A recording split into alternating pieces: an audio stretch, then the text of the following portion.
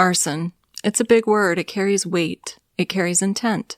To call a fire arson is to say someone chose to destroy, that there was motive, planning, and malice. And proving arson, that's an even bigger responsibility. It requires strict adherence to scientific method, ruling out every accidental cause, every non-incendiary possibility with clear and convincing evidence. It requires scientific proof. But in the Flora Four case, that proof is missing. And saying that out loud may be the hardest thing I've ever said on this podcast. It's not just a bold statement, maybe even bolder than calling the fire arson in the first place. It's outright audacity. Me challenging a narrative that's been carefully protected for nearly a decade. And it's not an allegation I make lightly. Like everyone, I want justice for these 4 little girls. But what if it wasn't a crime of fire setting at all? What if it was a crime of negligence? What if their deaths were preventable? What if we've been spoon-fed lies by the people with political influence and complex motives? What I'm about to reveal will make some people angry, probably very angry. But based on the reports and depositions I've reviewed, there is zero credible evidence that this fire was arson, and that opens the door to a much darker truth, that these girls may have died as the result of criminal negligence. Now, I'll be clear, I don't have access to every scrap of evidence. I don't have the scene photos, the lab reports, the complete files that investigators have. But I won't sit here and pretend I see proof that isn't there. From what's available, accidental causes cannot be ruled out. So why then did the State Fire Marshal's Office call it arson? Why did the Indianapolis Fire Department peer review back them up? What motive would investigators, officials, even a whole town have to point to a phantom criminal instead of looking at negligence? Was Occam's razor replaced with a magic 8-ball in Flora? Was the scientific method something that only applied on high school science tests? Or were investigators, intentionally or not, complicit in covering up negligence, painting a boogeyman out of smoke and bias to distract from the real bad actors in this case? I can't answer those questions for you. I am not a judge nor a jury, but I am a dissenting questioner, picking apart the evidence and statements I have from both sides. And the pattern I've uncovered is frustratingly incomplete and deeply disturbing. What's left is an incomplete puzzle, a picture with holes. 4 young lives cut short, a mother forever in mourning, a town changed forever, and a haunting question of whether the people of Flora were betrayed not just by fire, but by those they trusted to tell the truth. It's time to share my analysis of the fire and the investigation with you, so that you can decide, was the Flora case arson, or did a flawed investigation conjure a villain out of ulterior motives? It's a thought almost too dark to entertain, but in the interest of shining light into the darkest corners, it has to be asked. And we can only ask it with the pieces that we have, pieces that are woefully limited. It's been 9 years. 9 years of suppression. 9 years of unanswered questions. 9 years of grief, fear, and suspicion. It's time to stop posturing. It's time to speak the truth. Because Kiana, Kiara, Cariel, and Keone are the victims, either of arson or of the horrific consequences of negligence. And they are the reason we cannot continue to echo unsupported allegations. Bring forth the factual support. Stop suppressing the evidence. It's time to show your whole hand. Because a grieving mother deserves her daughter's memories to rest on the truth of what really happened in Flora on November 21st, 2016. This is the explosive and possibly controversial conclusion of the Flora Four, From Rumors to Reality, on Crime to Burn.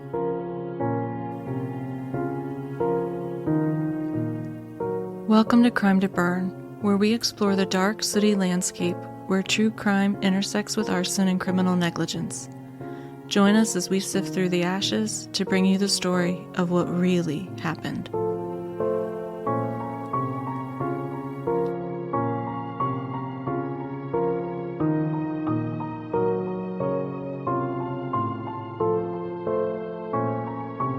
Welcome back to Crime to Burn. I'm April, a fire protection engineer, a former firefighter, and a woman slightly terrified by my own audacity today.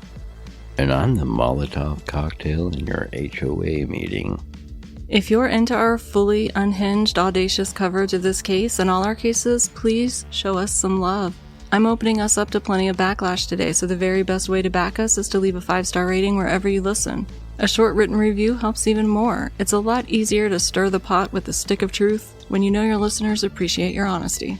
You can also help us cover those wildly expensive court record costs. Like a band-aid over a herpes sore. And for free. Just find Crime to Burn on TikTok, Instagram, YouTube, X, and Facebook. Like, comment, and share our posts. Those tiny actions tell the algorithm to show our work to more people, and that helps us grow. Tell a friend, tell a stranger, invite them to this sacred snack table of truth. Around here, we believe in 2 things: truth and snacks. Want ad-free episodes and bonus chaos? Join the Cult of Steve on our Patreon. We've got 3 support levels, from bargain to financially unhinged. You'll get ad-free episodes, recognition, stickers, our newsletter, and bonus Steve-episodes, which may cover fires, snacking, fishing, or whatever unhinged topic has captured Steve's fancy this week. Take the quiz to receive your more spiritually relevant name and be sanctimoniously sealed by Steve. Bask in Steve's eternal stickiness, also known as our Patreon-only sticker drops. Here in the USA, summer's finally easing up, so treat yourself to a hoodie or a beanie so you're ready for those crisp fall nights. The spread shop link is in the show notes, but if you're listening in a different climate, no worries, you can also find tank tops and tees there too. Got thoughts on cases we should cover? Email us at crimetoburn@gmail.com. Unhinged support, spicy feedback, and solid tips are all welcome. Before we get started, I need to share something that came in through a YouTube comment, and it finally connected some of the dots for me. So a huge thanks to the user who goes by TruthJustice61 for pointing me toward a critical detail I had not uncovered. They explained something I found baffling, and that is, why do so many people seem to think the Flora Four fire and the Delphi murders of Abby and Libby were linked? Last week we talked about the bank appraisal on the Flora property, how that appraisal revealed that the Flora property was massively overinsured. Well, it turns out the person who did that appraisal was a woman named Becky Patty, who also happens to be the grandmother of Libby German, one of the Delphi victims. So connecting the dots, you can see how people might have jumped to that conclusion.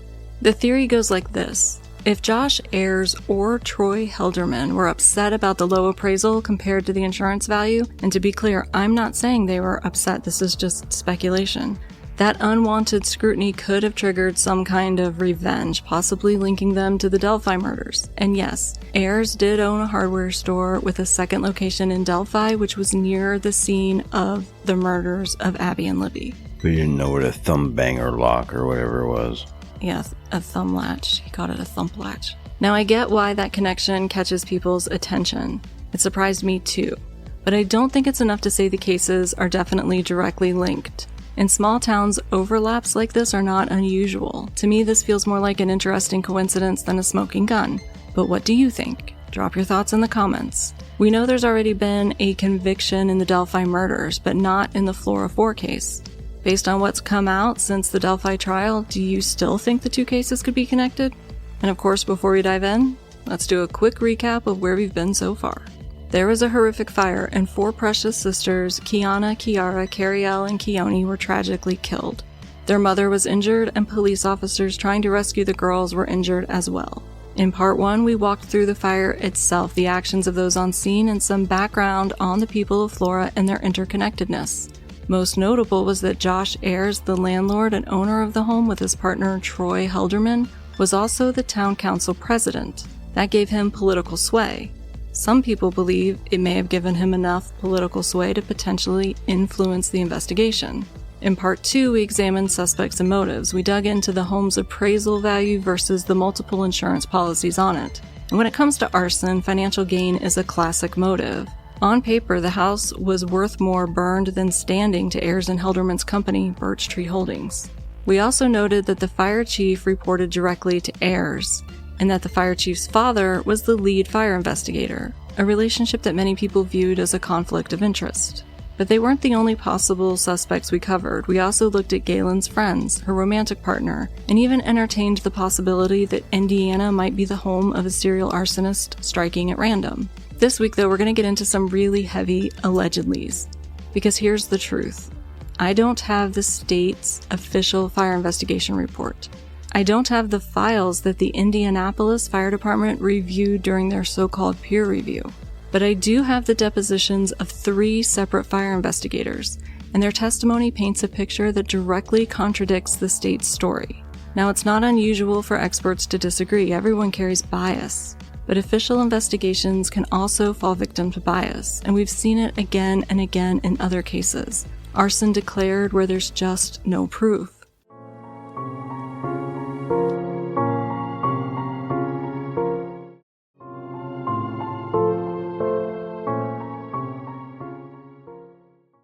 So here's the very important disclaimer. What I'm about to share comes only from the records I've personally reviewed. My conclusions could absolutely change if I had access to the full set of court exhibits, the state's full investigation report, protected witness statements, photographs, everything. Everything I discussed today comes with a giant allegedly stamped across it because I know I'm working with an incomplete picture. And yes, my interpretations may get some people's panties in a bunch. But my intent isn't to be inflammatory. My intent is to be a dissenting questioner, examining the claims on both sides so we can follow the threads that might reveal the truth and set down the ones that are likely to lead us astray. Anyone I mention today is innocent until proven guilty in a court of law. Every expert witness brings bias to the table, and this case is drowning in bias.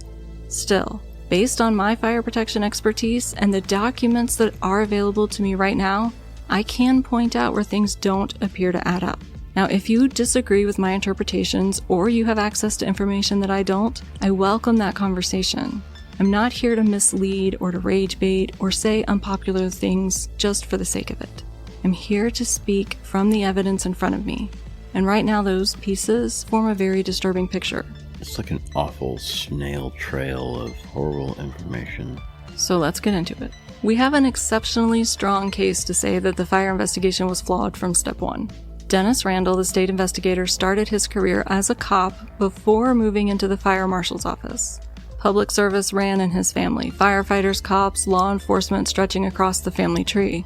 But let's be honest, not every cop makes a good fire investigator, and not every fire investigator makes a good fire investigator. Some people are just too willing to make logical leaps without supporting evidence to trust them to be unsupervised with a clipboard and a badge.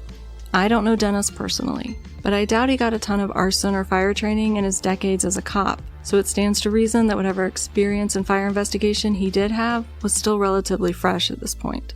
In Dennis's case, it seems that at best he was out of his depth, making claims of arson without proof. In fact, his handling of this case is allegedly the reason his career as a fire investigator ended. He released a press report declaring the Flora fire to be arson before lab tests even confirmed his theory. A bold move for sure, like declaring the Super Bowl champion before the playoffs even start. But it wasn't one based on science. It doesn't have the merit that NFPA 921, the standard that covers how fire investigations are to be conducted, requires. And that's bad enough, but we're about to see that it gets a whole lot worse. And then there's the connection many people point to. Adam Randall, the local fire chief, reported directly to landlord and town council president Josh Ayers. Adam's father was Dennis Randall, the lead investigator on the Flora fire, which raises the question, could Josh Ayers have had the ability to sway the investigation? Now, to play devil's advocate, in small towns not every interconnection means influence. When families have deep roots, it's hard not to connect dots. Sometimes the family trees in these small populations turn into a tangle of kudzu. People overlap in dozens of ways. Sometimes that overlap carries power, and sometimes it's just coincidence. We can't assume it's factually true in this case, but we also can't ignore how these connections look from the outside. So once Dennis Randall announced to the press that this fire was arson, one man immediately spoke up, a fire investigator named Jeffrey Tipton. Tipton was a career firefighter, and after retiring from the fire department, he moved into fire investigation about 15 years before the Flora fire. Now remember, Galen filed a civil wrongful death suit against Birch Tree Holdings, the company owned by Josh Ayers and Troy Helderman. Tipton was one of the witnesses deposed during that case, and everything I'm about to share with you comes directly from the transcripts of his deposition. At the time, in 2016, Tipton worked for a firm called Statewide Consulting and Investigation, an independent company that provided fire investigation services. Companies like this are often brought in by insurance carriers. Why? Because if an insurance company suspects fraud, they want their own expert to review the evidence and determine if anything looks less than kosher. If they can prove fraud, they can sure save themselves a lot of money on insurance payouts. Now, I'm not saying Tipton was unfairly biased, but we have to acknowledge the setup. As a representative of a company with a very real financial stake in the outcome, there's always the possibility that his findings could lead toward the clients signing the checks. That's not an accusation, that's just the reality of how expert witnesses in civil cases often operate. In fact, this is exactly why most expert witnesses are given very strict parameters on what they're supposed to evaluate. Stray too far outside of those lines and you risk weakening your own client's case. Now, Tipton had inside knowledge. He was responsible for investigating this case, which meant he had access to evidence that the press and the public didn't. So when the media started running with the headline that this fire was arson, it absolutely lit his ass on fire. He fired off an email straight to the director of the Indiana Department of Homeland Security. When that and his follow-up emails went ignored, Tipton went full passive-aggressive. He CC'd every single investigator in the department because nothing says, "Stop ignoring me," quite like a CC list longer than your arm. For accountability. And then came the hold my beer moment. One of those investigators, maybe realizing Tipton still wasn't getting a response from the head honcho, took it upon himself to redact the names and forward the whole email directly to the press. If the director wasn't going to act, well, the news would make damn sure the mess couldn't be ignored. That public airing of investigative differences is what allegedly cost Dennis Randall his career. It's one thing to screw up quietly, it's another thing entirely when your screw-ups are splashed across the press, dragging down the reputation of an entire department with you. Now that email alone was jaw-dropping. Tipton flat out said Dennis Randall's press release wasn't just premature, but it wasn't supported by a shred of physical evidence. He wrote in black and white that there's just no credible evidence that the Flora fire was arson. That directly contradicted the jurisdiction's own lead investigator. And while that was explosive enough to shake confidence in the case, it was Tipton's deposition where he had the ultimate mic drop moment. Here's the exact quote from his deposition. Quote, "Denny Randall was absolutely horrible and was doing a horrible job." Unquote. I feel like you summed it up there. He then went on to explain under oath while being deposed that it was his whistleblowing on Dennis Randall's sloppy work that resulted in Randall losing his job. This episode is brought to you by whistleblowing on someone's sloppy work. Don't do it without enough lubrication. And this was a big allegation. At the time, a big chunk of business for Tipton's company was for work in Indiana, and this email he sent risked him being blacklisted in the state. But he wouldn't sit back and watch investigators lie to the public, and that's honestly admirable. So Tipton was at the Flora property on November 21st, 2016, the day of the fire. He returned to the home for 2 business days in December and on multiple occasions over the next 2 years. But in all those visits, he was unable to pin down the point of origin, and he's not alone. In fact, none of the 3 independent fire investigators assigned to this case that I have depositions for could positively identify the point of origin. They all said it was either the back porch, or the area we've been calling the mudroom, or the kitchen. So Tipton, working with a man he listed as an ATF investigator, but I'm not clear if he was still at the ATF at this time, or if he was connected to another fire investigation service that he's currently associated with. But anyway, they were working together, and with others that were also involved in the investigation, they decided that the best thing to do was to get some computer fire modeling done, which could give them a better idea of where the fire started. Now, computer fire modeling is one of the coolest tools that we have available in fire protection. It allows you to input the parameters of the building and its furnishings, and you can model different fire scenarios to see what happens. The idea in an investigation is that you can model different origin points and evaluate how the fire spreads, and then compare that to the physical damage at the scene to figure out which ignition scenario is most plausible. The intent was to do the modeling, and based on which room was the room of origin, they would return to the scene and collect the electrical artifacts from that area to rule them out as potential causes of the fire. But before the fire modeling could be completed, the state of Indiana officially ruled the fire arson, and as a result, it was decided that Tipton's fire investigation and the modeling planned by the ATF would no longer be necessary. Before Tipton was pulled off the case, he gathered a lot of useful information. For example, the state fire marshal's office said that their accelerant dog had alerted to several spots inside the house. Spots they claimed showed accelerant had been poured. After Tipton's email came to light in the press, they walked that back to say that there was accelerant in one spot. That seems like a big difference. But in his deposition, Tipton testified that the state's dogs had been consistently unreliable, producing positive hits in cases, multiple cases, where the lab, and I mean the laboratory, not the Labrador, found nothing.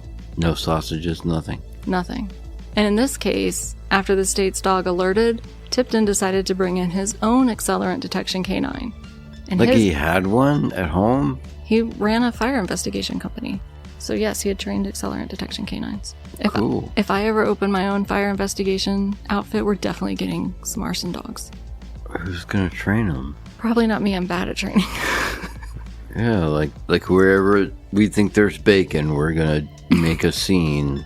That's basically what Tipton said happened. He said that the Indiana State's canine team was rewarded with food, and so they tended to alert a lot. Wherever the bacon was, they were there for it. I guess.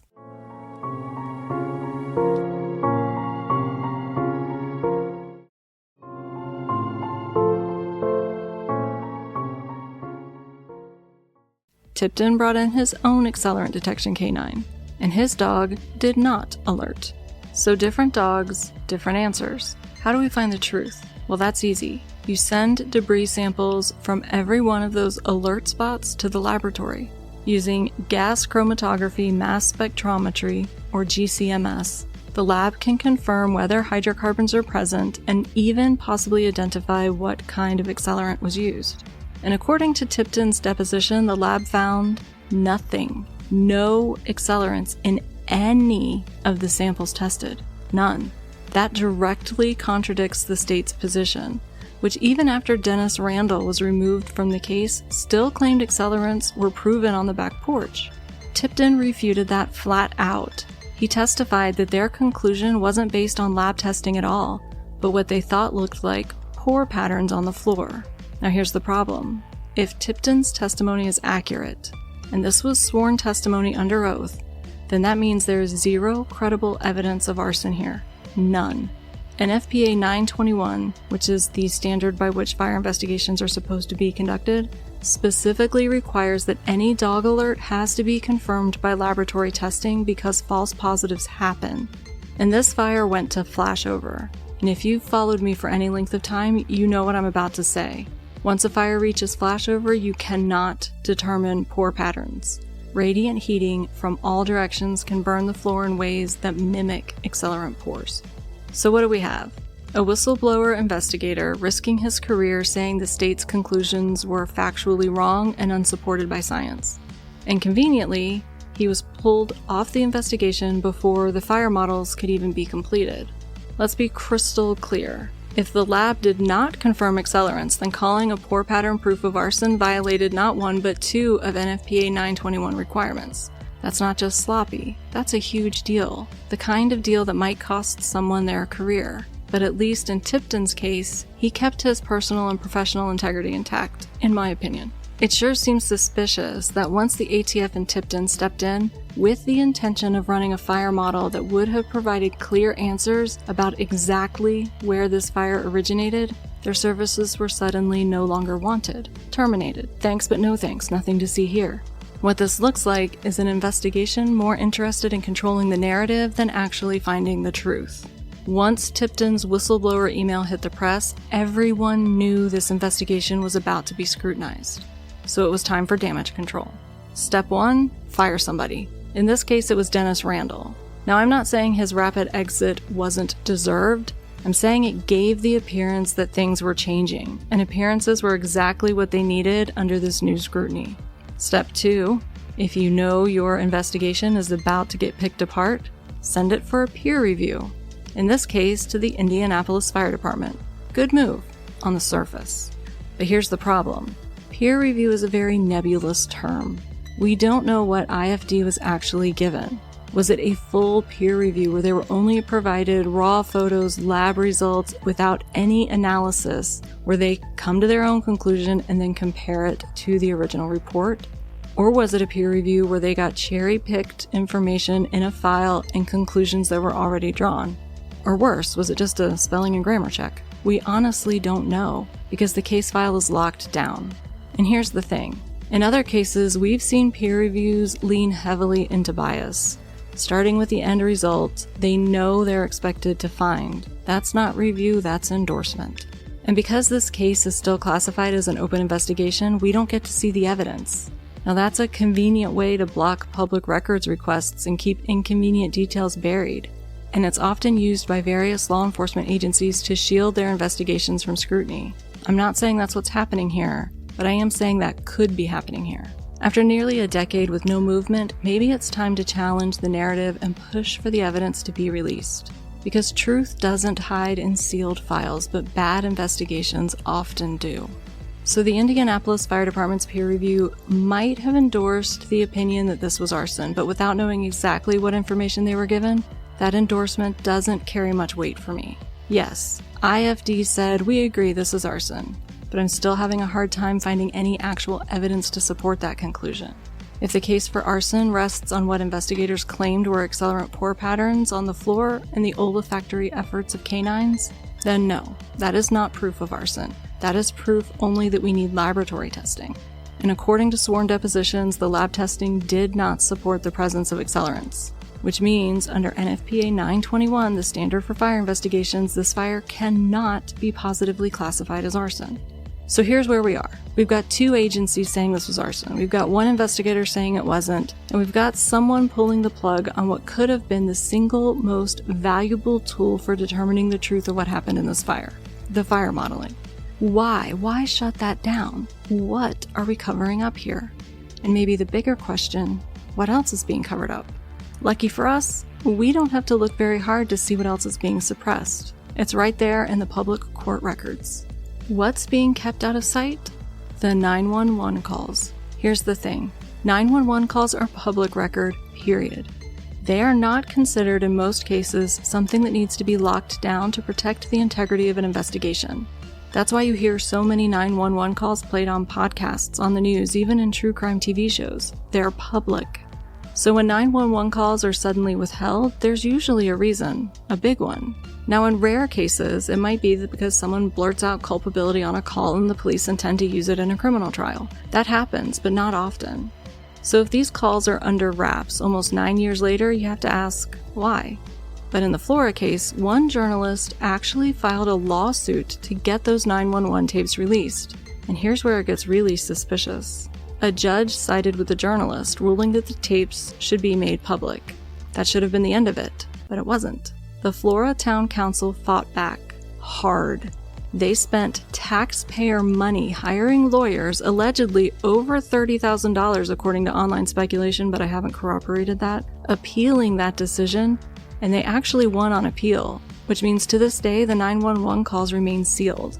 Now to clarify, the Public Access Commission that got involved stated that 911 is not part of Carroll County law enforcement, and that means that the tapes are not protected by law enforcement exemption in the Indiana statute.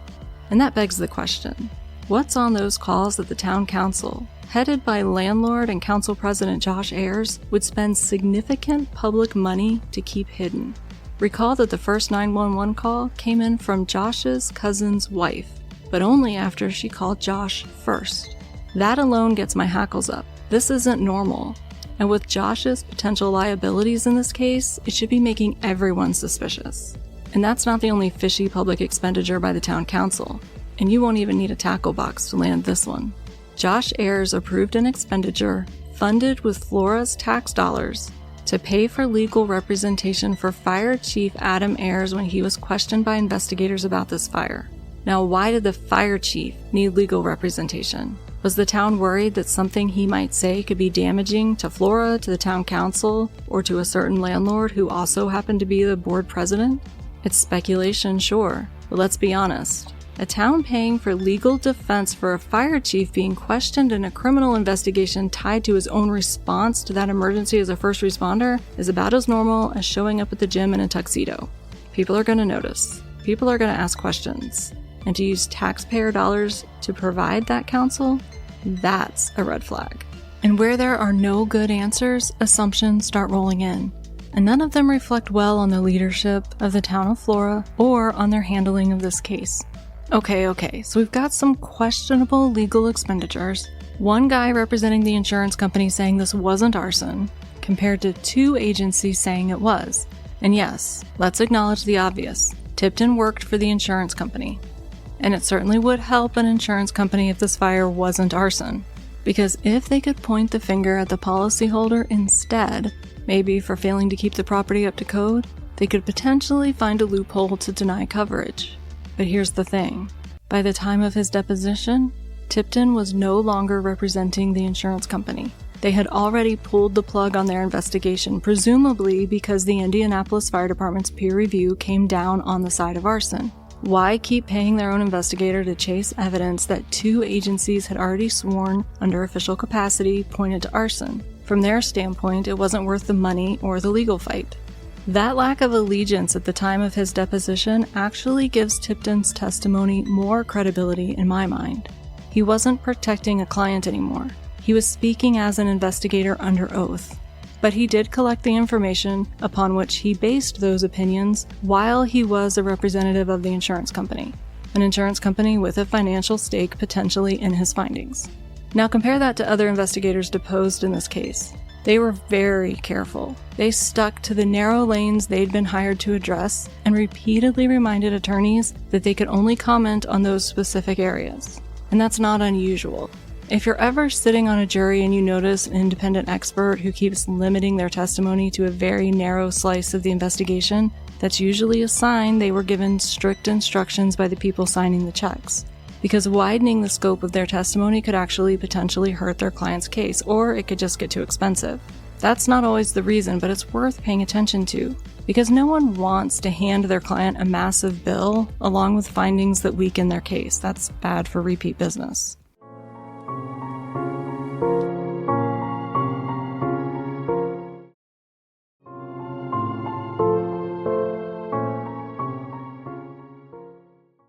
So let's talk about one of those other investigators, a woman named Candace Ashby. She was a fire expert hired by Galen's attorney during the civil wrongful death case against Birch Tree Holdings, the company that was owned by Josh Ayers and Troy Helderman, essentially Galen's landlords. Now, we don't have her full report, but we do have her deposition, and here's what we can glean from her testimony. Ashby stated that she was unable to eliminate all accidental causes for the origin of the fire. And that's important, because if you can't eliminate accidental causes, you can't call it arson. She also noted that the conclusion of arson by other agencies in this case was based heavily on burn patterns that looked like pour patterns. And she pointed out the scientifically accurate fact that this building flashed over. And once flashover happens, pour patterns are unreliable. You simply cannot use them to prove that there was an accelerant or that this fire was arson. And that is exactly what Tipton also said in his deposition.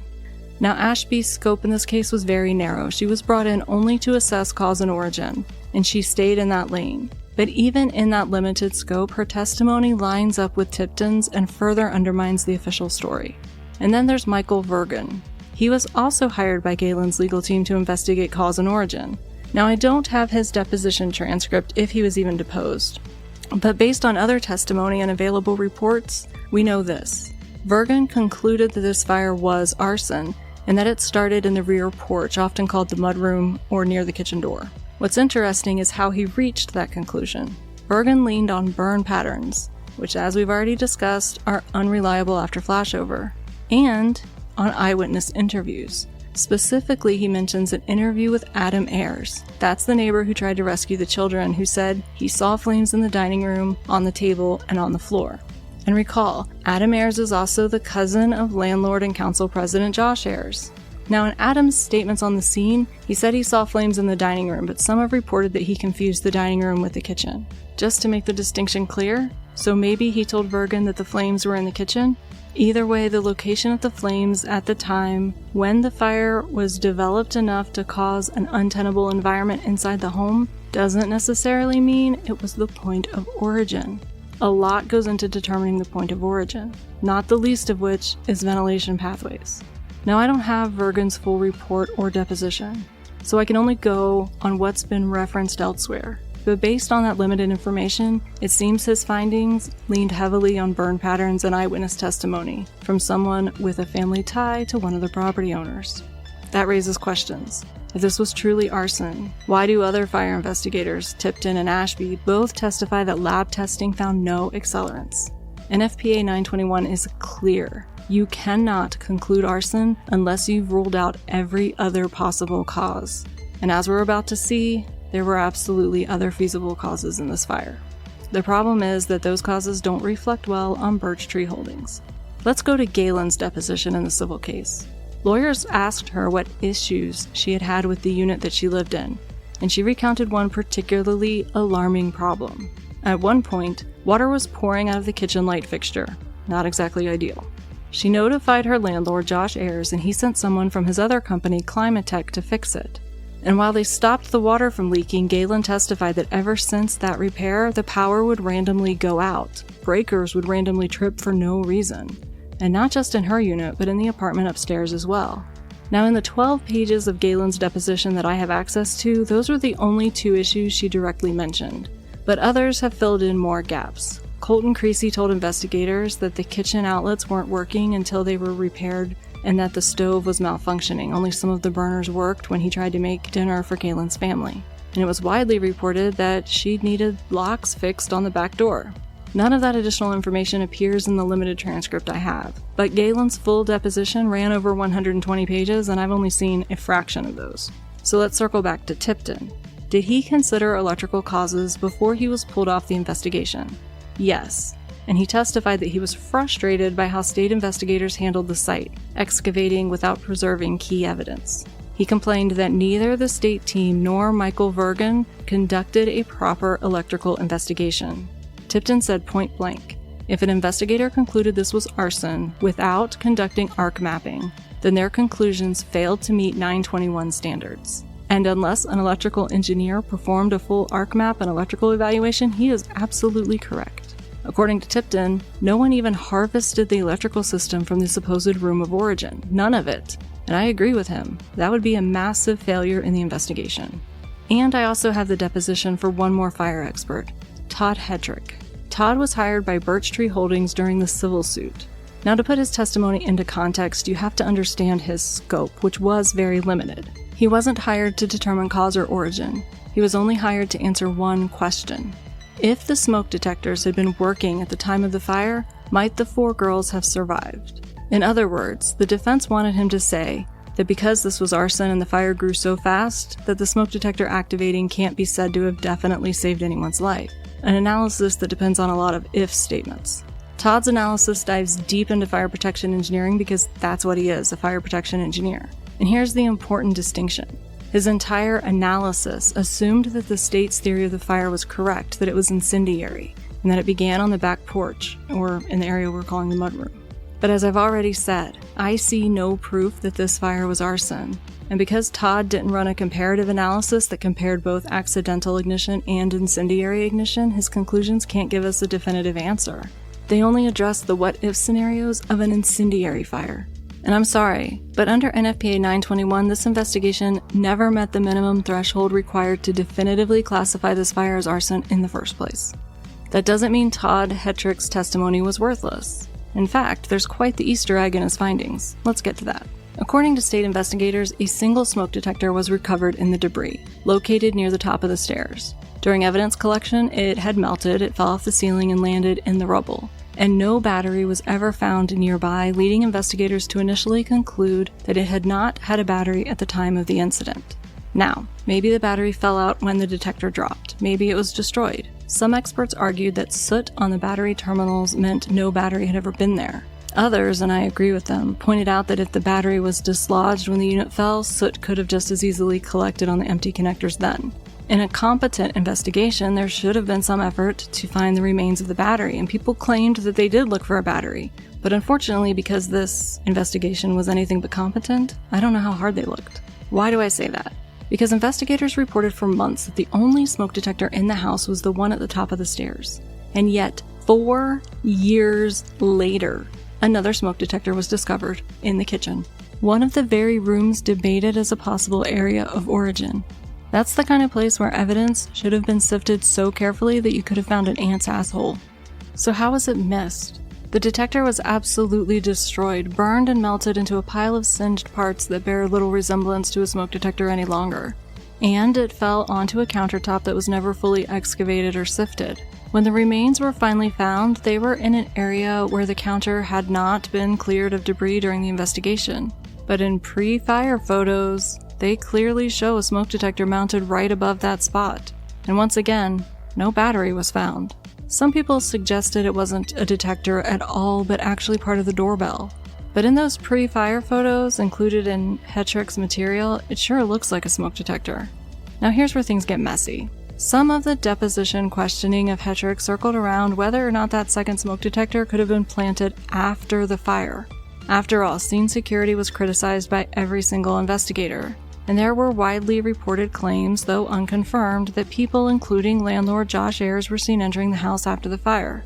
Could a defendant in the civil case have planted a smoke detector to bolster the argument that there were no missing alarms, a condition that was said to have contributed to the death of the 4 girls?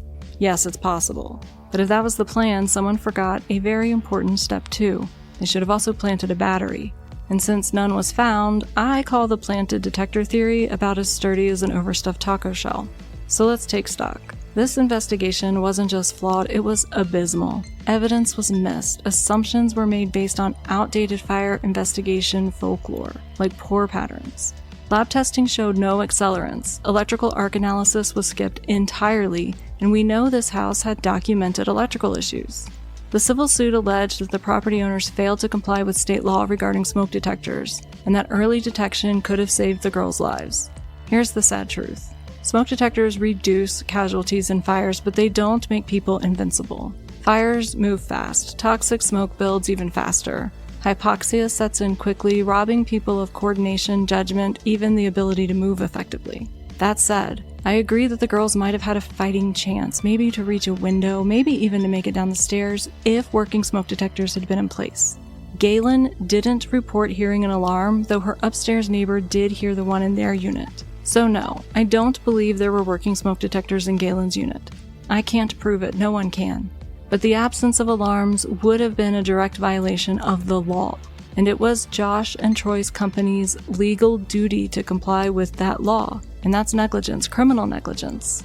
And criminal culpability doesn't always require intent. Now what about the cause of the fire itself? Based on records that I've been able to access, I cannot say this fire was arson. I also cannot say with certainty that it wasn't arson. The investigation was so flawed, so compromised, that even the most basic questions, accidental or incendiary, cannot be answered with confidence. But here's what I can say.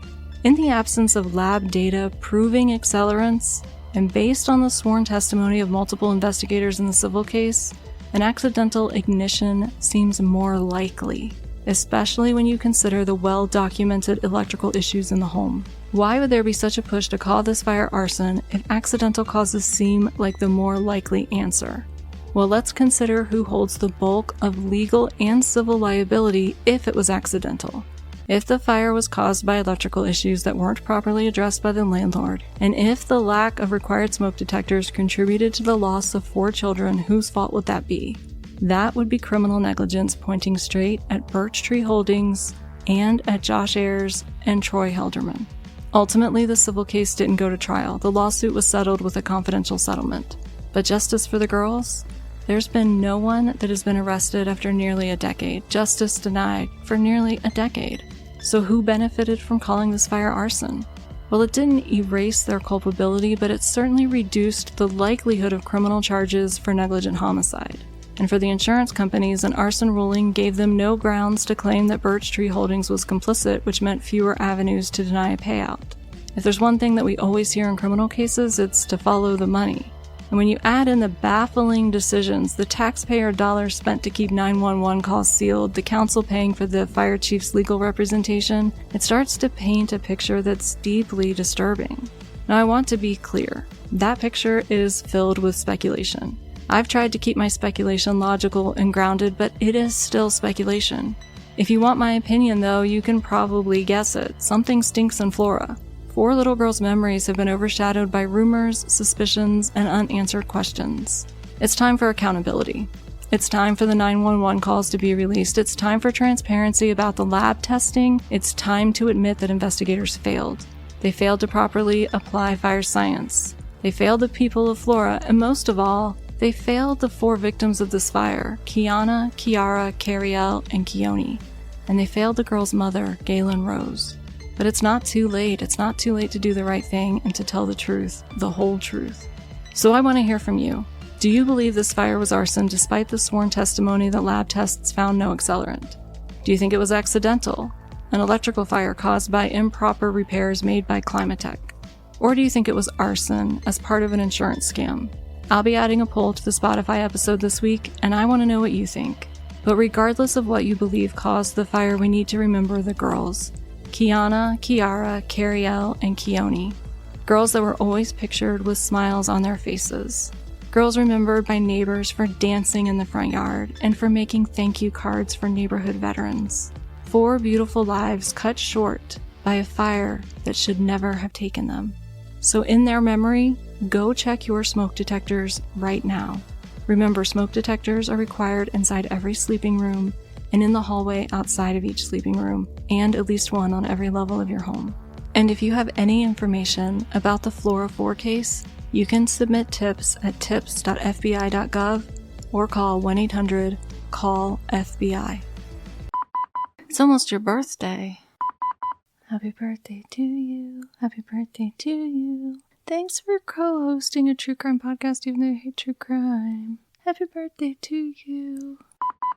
I have a hard-on for finales. I did the thing on Zero Caliber, like the beginning one, like the training mission thing. Yeah. And I died because I fell off the tower, remember? I blocked that out of my memory because I want to respect you. Pitchforks and torches. I'm the missing page in your insurance policy. Sounds nerdy. I took the kid to the pool and I couldn't get showered fast enough when we got home because all I could think about was a shame. Was what could be lurking in that water. Probably an amoeba. At least pee. I do still have to make you a pie today. That is probably the singular most hot thing you have ever told me. I just can't stop putting things in my lungs. I like to smell things. I'm like a weird dog. You're the only person I know that can smell a deer coming. Not coming. Well, but you got to stimulate it a little bit. I mean, there were clues before the smell. Let me try that again. You're the only person I know that can smell a deer in the area. No, that's worse.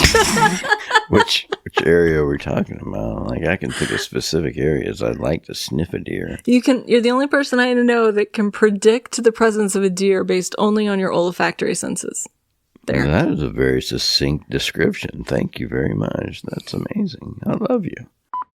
You're olfactorily superior. I don't like to use the S word.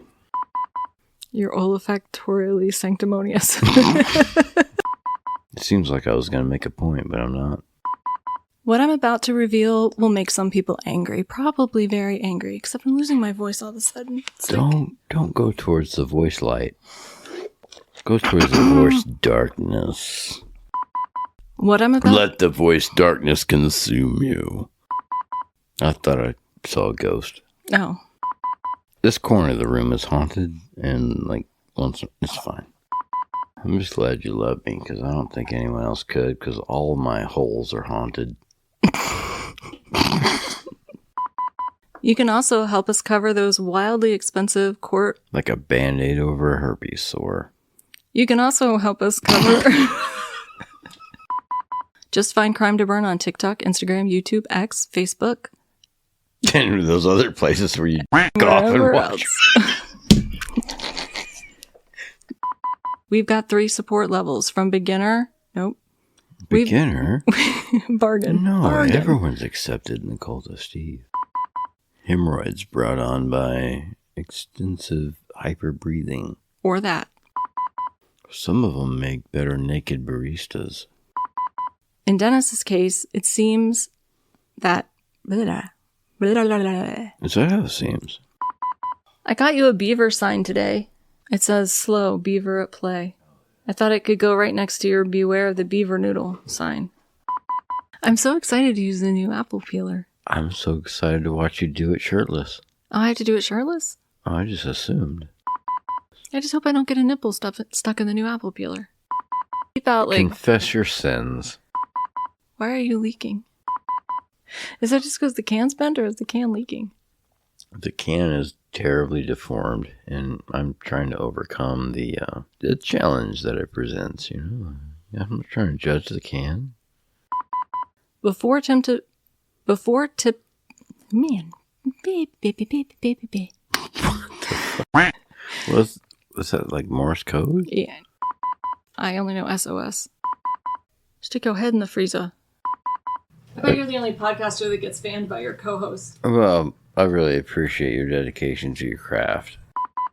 I'm going to be the next case of spontaneous combustion.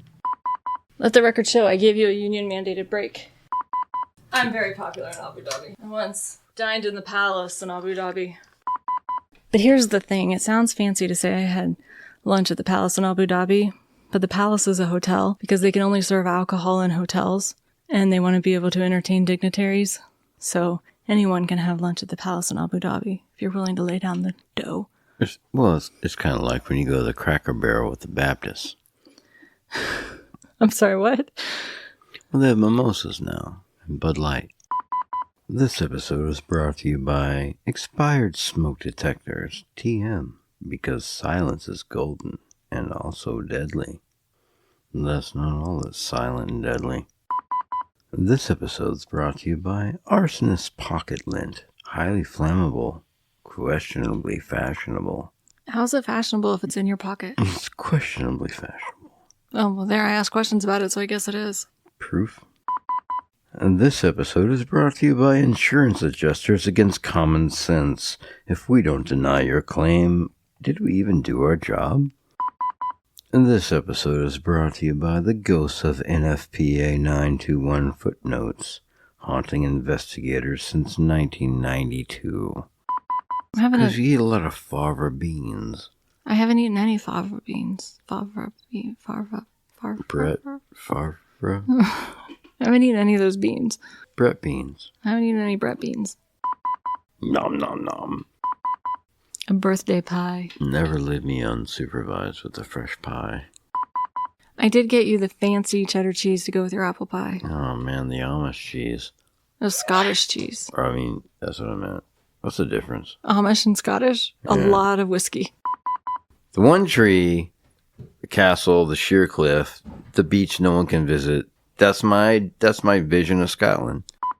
You go to Myrtle Beach and you see palm trees, but there's no palm trees in the rest of South Carolina, is there? I guess the palm trees are official symbols, so I picked a bad example.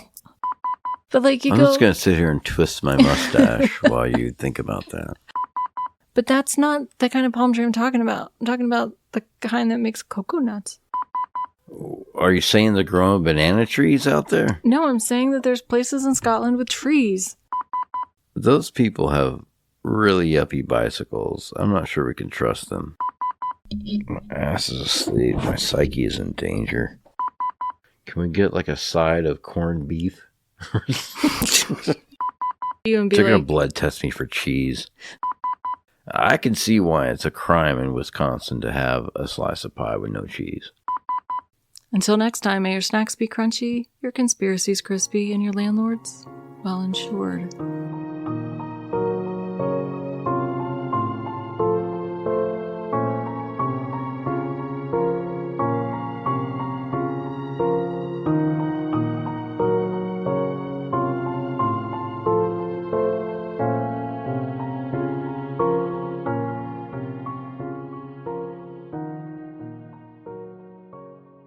Crime to Burn is a production of Crime to Burn, LLC, where we light fires in your brain and not your buildings. All rights reserved.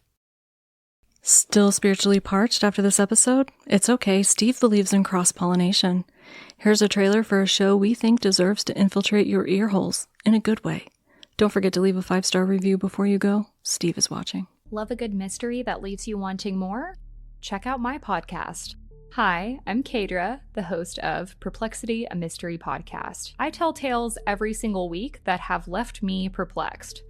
You'll hear true crime cases, mysterious disappearances, learn about cults, hear baffling sightings of cryptids, chilling paranormal encounters, and even dark and weird history. I release new episodes every Wednesday, and you can listen anywhere podcasts are available. I'm also on Patreon, and you can even watch me on YouTube. Perplexity, a Mystery Podcast. Stories that will leave you perplexed.